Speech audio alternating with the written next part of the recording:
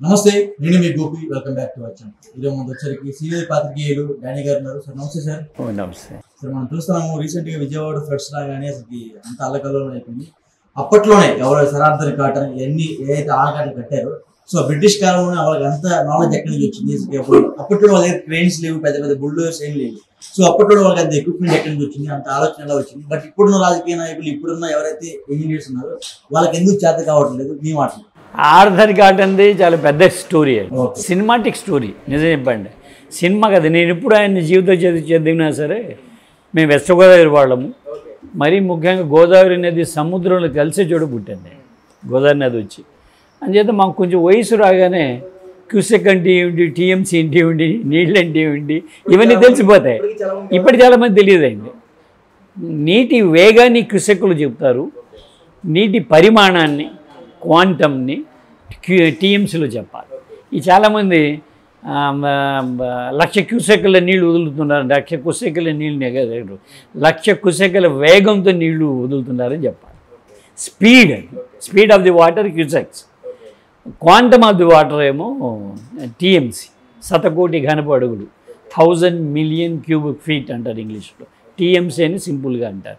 Most of the బయట వాళ్ళు సామాన్యులకు తిరిగిపోయిన పర్వాలేదు, కానీ అలా అంటాం లేదో మంచిదో కాదు. కానీ నేను జర్నలిస్ట్ ఉండి చాలామంది జర్నలిస్టులు కూడా వార్తలు అలాగే రాసేస్తున్నారు, క్వాంటమ్కి స్పీడ్కి తేడా తెలియకుండా. నా కాటన్ గురించి మాకైతే ఒక మైమరిపించేటువంటి ఒక జానపద హీరో మా దృష్టిలో. గోదావరి వాళ్ళకి, గోదావరి జిల్లా వాళ్ళకి, మీరు ఏ ఊరైనా గోదావరి జిల్లాలో కాటన్, గుర్రం ఎక్కిన కాటన్ విగ్రహం ఉంటుంది. బ్యారేజ్ దగ్గర ఉంటుంది కాదు, ఊర్లలో ఉంటుంది. గోదావరి జిల్లాలో చాలా ఊర్లలో కాటన్ గారు ఉంటారు. కాటన్ అనేవాడు చాలా ఒక నాటికే పరిస్థితులు 1950 ప్రాంతంలో వచ్చాడు ఆయన. 51 ఏడాది అటు ఇటులో వచ్చాడు. 52లో కృష్ణా ఆనకట్ట, గోదావరి ఆనకట్ట పూర్తి చేశాడు. కాటన్ యాక్చువల్గా ఇరిగేషన్ ఇంజనీర్ పనుల కోసం రాలేదు, సైనిక అధికారి, కెప్టెన్ కాటన్ ఆయన అప్పటికి వచ్చినాటికి. ఆయనకు ప్రత్యేకమైన పని మీద పంపించారు. అదేంటంటే ఈ ప్రాంతంలో విపరీతంగా కరువు కాదు, క్షామం సాగుతుంది.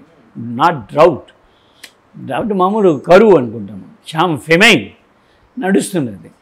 ఫ్యామిన్ అంటాం కదా, క్షామం నడుస్తున్నది. జనం చచ్చిపోతున్నారు విపరీతంగా. ఆకలికి తట్టుకోలేక ఒక ఆమె రాజమండ్రి దగ్గర, రాజానగరం అంటారు ఆ ప్రాంతంలో, తన పిల్లల్ని నమ్ముకుందంటే పూట తిండి కోసం. ఆ వార్త అప్పట్లో గవర్నర్ జనరల్కి చేరి ఆయన భయపడిపోయారు. బహుశా నాకు తెలిసి వారెన్ హేస్టింగ్ అప్పుడు జనరల్ గవర్నర్ ఏమి ఉంటాడు, లేదా అతనికంటే ముందు ఆయన ఏమి ఉంటాడు. నేను కాటన్ ఎగ్జాక్ట్లీ 50కి ఎన్నేళ్ళు ముందు వచ్చాడు ఎగ్జాక్ట్లీ నాకు ఐడియా లేదు కాబట్టి చెప్తున్నాను. ఆ ఏడాది తేడాలో 2 గవర్నర్లు మారారు మనకి. వారెన్ హేస్టింగ్ అని అతని కానీ ముందు అతను కానీ, అతను ఈ మిలిటరీ ఆఫీసర్ని పంపించి అక్కడున్న తిరుగుబాటు చేసే అవకాశం ఉంది జనము, ఆయనకి తిరుగుబాటు అంచేవేయమని చెప్పి వాడు మిలిటరీ ఆఫీసర్కి వచ్చాడు. బట్ ఆయన చాలా దైవభక్తుడు, దయాగుణం కలిగినవాడు, జాలి గుణం కలిగినవాడు. ఆయనకి ఇక్కడ వచ్చింది ఒక ఆశ్చర్యకరమైన విషయం అనిపించింది. అప్పట్లో గోదావరి కృష్ణ 2 మండలాలు కూడా, ఏరియా 2 మండలాలు కూడాను కృష్ణ కలెక్టరేట్ కింద ఉండేది. మెకెన్సీ అనేటువంటి ఇప్పుడు కలెక్టర్గా ఉండేవాడు. ఈయన ఏం చేశాడంటే, ఇన్ని ఇంతంత నదులు, ఇంతంత నీళ్లు ఉంటే కరువుతో జనం చచ్చిపోవడం ఏంటి, అన్యాయం కదా అనిపించింది. వాళ్ళని ఆకలితో చంపడం మరీ అన్యాయం కూడా అనిపించింది. ఆకలి తలమట్టిస్తుంటే తిరగబడతాడేమో అని చంపడం ఆయన మనసుకి నచ్చలే. ఆయనలో ఒక ఇంజనీర్ ఉన్నాడు. అప్పటికి ఇండియాలో అసలు ఒక్క ప్రాజెక్ట్ కూడా లేదు అసలు ఇరిగేషన్ది. చాలామంది ఇది ఫస్ట్ ఎవర్ ప్రాజెక్ట్ గోదావరి మీద, భారతదేశంలో తొలి ప్రాజెక్టే గోదావరి మీద. గోదావరి నది మీద కూడా తొలి ప్రాజెక్టు, ఇండియాలోనూ తొలి ప్రాజెక్ట్ అది. ఆయన ఏం చేసి ఆ టెక్నాలజీ ఉంది, ఆయన తెలుసుకు చూస్తున్నాడు ఇతర దేశాలు, ఆస్ట్రేలియా మరో చోటను. ఆయన ఏమో 4 అడుగులు ఎత్తున చిన్న గట్టు కట్టేస్తే ఆ నీళ్లు కాలంలో పారించేస్తే పండించుకుని తింటారు. మంచి భూములు, సారవంతమైన భూములు. తిండి పడ్డవాడు తిరుగుబాటు చేయడు కదా, కడుపు నిండి ఉన్నవాడు చేస్తాడా తిరుగుబాటు చేయడు కదా, ఆలోచించాడు ఆయన. ఒక ప్రపోజల్ పెట్టాడు బ్రిటిష్ వాళ్ళకి, ఇలా కడదాము బ్యారేజ్ అని. బ్రిటిష్ వాడు అప్పుడు చాలా డబ్బులు క్రైసిస్లు ఉన్నారు, కరువు మూలంగా, క్షామం మూలంగా పన్నులు వసూలు కావడంలా, నిధులు లేవు. నిధులు లేని టైంలో ఇంత డబ్బు పెట్టి బ్యారేజ్ కట్టాలా, మనం బ్యారేజ్ కాదు ఆనకట్ట కట్టాలా, కుదరదు పో అన్నారు.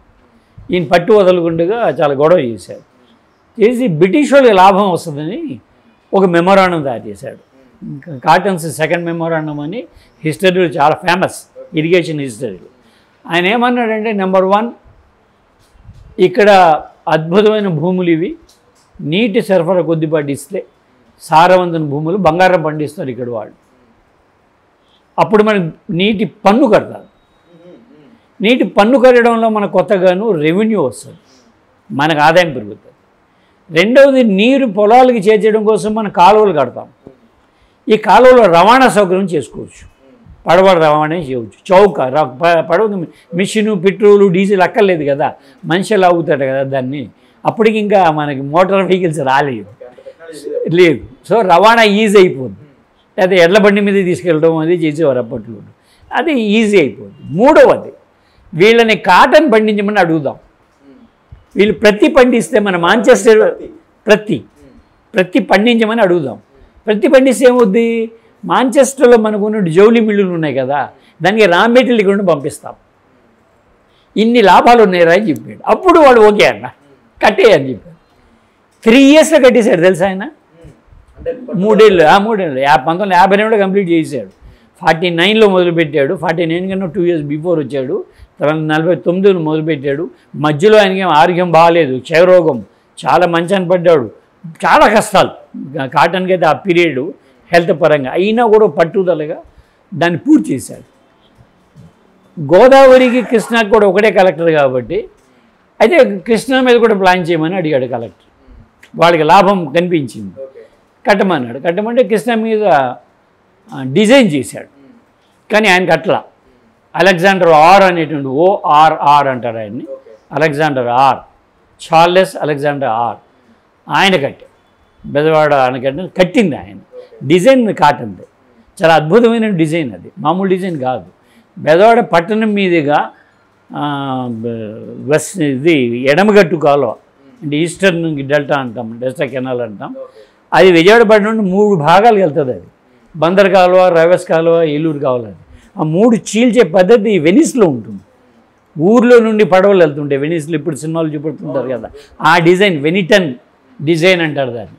దానికి చేసి అందాన్ని కూడా అంటే రాసి కట్టడంలో కూడా ఒక అందాన్ని, బృందావన్ గార్డెన్స్లో కూడా మనకి తుంగభద్ర నది మీద ఒక అందమైన ఇది ఉంటుంది, గార్డెన్ చేయడము, మంచి 2 ఐడియాలు అనమాట. అట్లా కట్టడము, దాంట్లో ఒక అందం కూడా ఉండడం అని కట్టేశారు. ఆయన ఏమో 1955లో పూర్తి చేశాడు, 52లో మొదలుపెట్టాడు. అక్కడ 50 కదా, అది ఇక్కడ 53లో, 52లో ఏమో ధవళేశ్వరం పూర్తయింది, 53లో బెజవాడ మొదలుపెట్టాడు. 57కి 1857 లోపే 55కి పూర్తి చేశారు. 55కి పూర్తి అయిపోయింది. 52 అక్కడ, 3 ఏళ్ళు ఇక్కడ, 55 ఏళ్ళు. 57లో మనకి సిపాయిల తిరుగుబాటు జరిపోయింది లేండి, దానికన్నా ముందు సంగతి ఇవన్నీ తెలియాలి కొంత, అంటే అంత హిస్టారికల్ బ్యాక్గ్రౌండ్ జరిగింది. ఆ ఆనకట్ట 100 ఏళ్ళు పనిచేసింది, 100 ఇయర్స్. 3 ఏళ్ళు తక్కువ 100 ఏళ్ళు పూర్తి చేసి పనిచేసింది. 97 ఏళ్ళు పనిచేసి 1952లో కూలిపోయింది, ఆనకట్ట కూలిపోయింది. అప్పుడు ఆ ప్రాంతము మెడ్రాస్ స్టేట్లో ఉంది. మెడ్రాస్ స్టేట్లో సి రాజగోపాల్చారి మన ముఖ్యమంత్రిగా ఉన్నాడు. ఆ టైంలో ఆంధ్రప్రదేశ్లో, అది ఆంధ్ర ఏరియాలో ప్రత్యేక తెలుగు రాష్ట్రం కోసము పెద్ద ఉద్యమం సాగుతుంది. పొట్టి శ్రీరాములు ఆమర నిరాదీక్ష మొదలుపెట్టాడు. ఈ గడిబడిలో ఈ ఆనకట్టని వెంటనే తిరిగి కట్టాలనే ఐడియా మెడ్రాస్ గవర్నమెంట్కి లేకుండా పోయింది, నిర్లక్ష్యం చేశారు వాళ్ళు. వాళ్ళు అసలే పొలిటికల్ టర్మైల్ గొడవలో సంక్షోభంలో ఉన్నారు కదా, కప్పట్లేదు. విదిన్ 1 ఇయర్ ఆంధ్ర రాష్ట్రం ఏర్పడింది. ప్రకాశం పంతులు గారు మొదటి ముఖ్యమంత్రి అయ్యారు. ఆయన వెంటనే చిన్న రాష్ట్రం అన్నప్పుడు, మెడ్రాస్తో పోలిస్తే ఎలా చిన్న రాష్ట్రం, ఇన్కమ్ లేదు, కొత్త రాష్ట్రం, చిన్న రాష్ట్రం, ఆర్థిక లోటు ఉన్న రాష్ట్రం అయినప్పటికీ 12 లక్షల క్యూసెక్కుల నీటిని విడుదల చేసేటువంటి ఒక బరాజ్నే కట్టేద్దాము.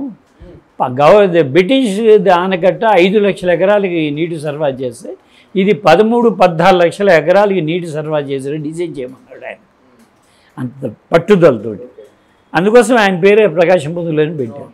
అయితే ప్రకాశం పంతులు గవర్నమెంట్ పడిపోయింది, వెంటనే పడిపోయింది. బెజవాడ గోపాల్ రెడ్డి గారు నెక్స్ట్ ఎన్నికల్లో ముఖ్యమంత్రి అయ్యారు. అలాగే 1955 ఎన్నికల్లో వెంటనే బెజవాడ గోపాల్ రెడ్డి గారు ఉండగానే ఆంధ్ర రాష్ట్రం తెలంగాణ ప్రాంతాన్ని కలుపుకొని ఆంధ్రప్రదేశ్గా ఏర్పడింది 1956. 1957లో అప్పటి ముఖ్యమంత్రి నీలం సంజయ్ రెడ్డి గారు హయాంలో అది పూర్తి చేశారు. అంటే 3 రాష్ట్రాలు, మెడ్రాస్ రాష్ట్రము, ఆంధ్ర రాష్ట్రము, ఆంధ్రప్రదేశ్ రాష్ట్రము, సి రాజగోపాల్చారి, ప్రకాశం పంతులు గారు, బెజవాడ గోపాల్ రెడ్డి గారు, నీలం సంజయ్, నలుగురు. ఇన్ని మారినా ఇంత గొడవ జరిగిన 3 ఏళ్లలో అది పూర్తి చేశారు. 3 years పూర్తి చేశారు. దానికి ఏదైనా మనం ముప్పు వాటిల్లు ఉంటే 20 ఏళ్ళు పైన పడుతుంది. ఇంక మనకి పోలవరం అదే పాతికి దాటేసింది కదా. అలాంటి వాడు మరి ఇంత డబ్బు ఉండి, ఇంత టెక్నాలజీ ఉండి, టెక్నికల్ సైడ్ పోతుంది, అడ్వాన్స్మెంట్ జరిగిపోయింది, రెవెన్యూ పెరిగిపోయింది స్టేట్లది. 2 లక్షల కోట్లు 3 లక్షల కోట్లు సంవత్సరానికి వస్తున్నాయి. అయినా కూడా అది అలా జరగల. అది జరిపారు ముగ్గురు. ఇప్పుడు కూడా ఆలోచిస్తే ఎంత గొప్పవాళ్ళు కూడా అనిపిస్తుంది. ఎంత దానికి ఇంపార్టెన్స్ ఇచ్చారండి. ఇప్పుడున్న వాళ్ళు మెయింటెనెన్స్ చేయరండి. మన తుంగభద్ర గేట్ కొట్టుకుపోయింది. ఎందుకు కొట్టుకుపోయింది తెలుసా? దానికి 5 ఏళ్ళకే గ్రీస్ పెట్టలేదంట. 5 yearsగా ఆ గేట్లకు గ్రీస్ పెట్టలేదు. వరద ఎవరి ఇయర్ వస్తుంటుంది, దానికి డిపార్ట్మెంట్ ఉంటుంది, దానికి సిబ్బంది ఉంటారు. అది వాడు వెళ్ళి నెలకోసారి 15 రోజులకోసారి గ్రీస్ పెట్టు, ఆయిల్ పెట్టు, ఆ మోటార్లు తిరుగుతున్నాయో లేవో అవన్నీ చూసుకొని రావాలి. గేట్ ఎత్తాలంటే మోటార్ ఆన్ చేయాలి కదా. కౌంటర్ వెయిట్ ఉంటుంది, అలా తిప్పితే ఆ గేట్ లేచి ఇటు వస్తుంది. దాంట్లో అవన్నీ చూడాలి. ఆ చైన్లు ఉంటాయి, అవన్నీ పనిచేస్తున్నవి చూడాలి. చైన్లు గ్రీస్ పెట్టాలి. మానేసారు. దానికి గట్టిగా వరదొచ్చింది, కొట్టుకుపోయింది. అప్పుడు పెద్ద ఏదో ప్రమాదం జరిగిందో 100 మంది దిగుతారు అక్కడికి. అంతమంది కదా. రోజువారీ ఈ పని చేస్తే మెయింటైన్ చేసి ఈ ప్రాబ్లం రాదు. పైగా ప్రకాశం బ్యారేజ్ ఉండే ఒక ప్రాబ్లం ఏంటంటే ఇప్పుడు కొత్తగా బ్యారేజీలు కొత్త డిజైన్లు కడుతున్నారు. అంటే గేట్ ఉండగానే ఇంకో గేటు పెట్టి టెంపరీగా గేట్ పెడతారు. టెంపరీ పెట్టి ఆ పాత గేట్ని ఎత్తి అది పాడిపోయి ఉంటే కొత్త గేట్ తయారు చేసి అక్కడ మళ్ళీ పెట్టే పద్ధతి ఇప్పుడు డిజైన్ చేస్తున్నారు. ఆ రోజుల్లో ఏమనుకునేవారంటే ఎండాకాలము కృష్ణానది పూర్తిగా ఎండిపోతుంది. కృష్ణానదికి 4 నెలలు మాత్రమే కదా నీళ్ళు వచ్చేది, ఓన్లీ 4 months వస్తుంది అంతే. ఆ తర్వాత నీళ్ళు రాదు. నవంబర్ తర్వాత ఎండిపోవడం, కొత్త సంవత్సరం మొదలైందంటే జనవరి నెల నీళ్లు రావు.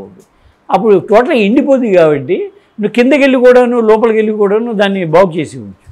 దాన్ని ఏం చేశారు, వీటీపీఎస్ని కలపడం కోసము 12 అడుగుల నీళ్లు ఉండేటట్టుగా ఒక కొత్త తీర్మానం చేశారు. So any given time 12 feet water Krishna బ్యారేజ్లో ఉండాలి. అంటే కృష్ణా బ్యారేజ్ యొక్క క్రస్ట్ గేట్ ఎత్తే 12 అడుగులు. ఇప్పుడు పెంచారు ఈ మధ్యన, 10 ఏళ్ళ క్రితం 2 అడుగులు. 12 అడుగులు ఉంచితేనే నీళ్లు వీటీపీఎస్కి గ్రావిటీ ఫ్లో మీద వెళ్తుంది. అంటే 12 అడుగులు ఉంచడం అంటే 12 నెలలు 66 రోజులు గేటు నీటిలోనే ఉండాలి. 65 రోజులు 66 రోజులు అది నీటిలోనే ఉండాలి. అది పాడైనా మరొకటైనా చేయడానికి ఏమీ లేదు. మార్చడం అనేది చాలా పెద్ద తతంగంతో కూడిన వ్యవహారం. అలాగా ఓ నిర్లక్ష్యం ఒక ప్రాజెక్టులో ఇంకో విషయాన్ని కలపడం వల్ల తప్పు మీద తప్పు చేసి దాన్ని చెడగొట్టారు. నాకు తెలిసి ఇప్పుడు దగ్గరగా చూస్తే మొన్న అయితే పగుళ్ళు ఈజీ కనపడుతున్నాయి. నేను జర్నలిస్ట్గా నా కెరీర్ మొదలైన తొలి రోజే ప్రకాశం బ్యారేజ్ మీద ఐటమ్ రాశాను నేను. Irrigation item first banner, Andhra Bhoomi banner. అది బలం తగ్గిన బ్యారేజ్ అని 1989 జూలై సంథింగ్ 4వ రోజు 5వ రోజు అదే ఎడిషన్ ప్రారంభం కూడా. ఆంధ్రభూమి బెజవాడ ఎడిషన్ అదే రోజు బ్యానర్ పెట్టారు. ఎడిషన్ కొత్త పేపర్ కొత్త రోజు కాబట్టి మంచి స్టోరీ కావాలి, అదిరిపోవాలి అని చెప్పి ఎడిటర్ గారు అంటే నేను బ్యారేజ్ మీద రాదు. అప్పుడే పగుళ్ళు ఉన్నదాన్ని, క్యావిటీస్ అంటాం మనం. క్యావిటీస్ వచ్చినప్పుడు దాన్ని నింపాలి. ఓ ప్రత్యేకమైన సిమెంట్ తోటి, హైడ్రాలిక్ ప్రెషర్ తోటి ఆ బొక్కల్ని వాటిని పూడ్చరు. మన చీఫ్ మినిస్టర్ వెళ్ళి చూస్తే అక్కడ పగులు కనపడుతున్నాయి. ఆ ఫోటోలు మీరు జాగ్రత్తగా సీఎం చూస్తున్న ఫోటోలు చూసేదే పగుళ్ళు ఎలా ఉంటాయి? వరద ఇవాళ వచ్చింది సరే, పగుళ్ళు ముందు వచ్చినాయి కదా. మనం ఇలాంటివి చేయము, గత ప్రభుత్వము చేయలే. నాకు తెలిసి అంబటి రాంబాబు గారికిను మొన్న నిమ్మల రామానాయుడు గారికి పెద్ద తేడా ఏం లేదు. వరద వచ్చిన తర్వాత అందరూ వెళ్ళి చూస్తారు. కానీ వరద రాకముందే వేసవి కాలం చూడాలి కదా. మీరు వేసవిలో కదా కొత్త ప్రభుత్వం వచ్చింది, వర్షాకాలం కాదు కొత్త ప్రభుత్వం వచ్చింది, వేసవిలో ఎండాకాలంలో వచ్చింది. ఎండాకాలంలో బ్యారేజ్ కండిషన్ ఏముంది, ఎందుకంటే దానికి ఋతుక్రమం ఉంటుంది. జూన్ 1వ తారీఖు బ్యారేజ్ నీళ్ళు వదిలిపెట్టాలి ఆయకట్టకి, అది రూల్. అది జూన్ 1వ తారీఖు వదిలిపెట్టాలి. July half of the water అనమాట. అంటే మొత్తం కెపాసిటీ ఎంత ఉందో దాంట్లో సగం వాటర్ కాలువలకి పంపిస్తారు. మంచినీరుకి ఇంతకుముందు వాడేవారు, అలాగే నారుమళ్ళు రైస్ చేయడం కోసం వాడతారు. ఈ నారుమళ్ళు 20 రోజుల తర్వాత నాటుతారు, తీసేసి నాటడం కోసం FRL అంటాం. అప్పుడు ఫుల్ కాలువ కెపాసిటీలో నీళ్ళు వదిలిపెట్టాలి జూలై 1కి. ఇది మాట ఈ టైం టేబుల్ మాట అని వీల్లేదు. ఇది మారితే ఏమవుద్దంటే పంట లేట్ అవుద్ది. పంట ఏం చేయాలి, అక్టోబర్ నెల కన్నా ముందే కట్ చేసేయాలి, హార్వెస్టింగ్ అయిపోవాలి వరిని. కాకపోతే నవంబర్లో తుఫాన్లు వస్తాయి, నువ్వు పండించిన పంటంతా వేస్ట్ అయిపోతుంది తుఫాన్ వచ్చిందంటే. సో అంచేత ఇది ఒక లెక్క ఉంటుంది. ఇది మన మినిస్టర్ చిత్రమైన భాష మాట్లాడుతుంటారు. పంట వచ్చేస్తుంది, గోని సంచులు ఉండవు. ఇప్పుడు ఆర్డర్ పెట్టాం బెంగాల్కి అంటుంటారు చాలామంది మినిస్టర్లు.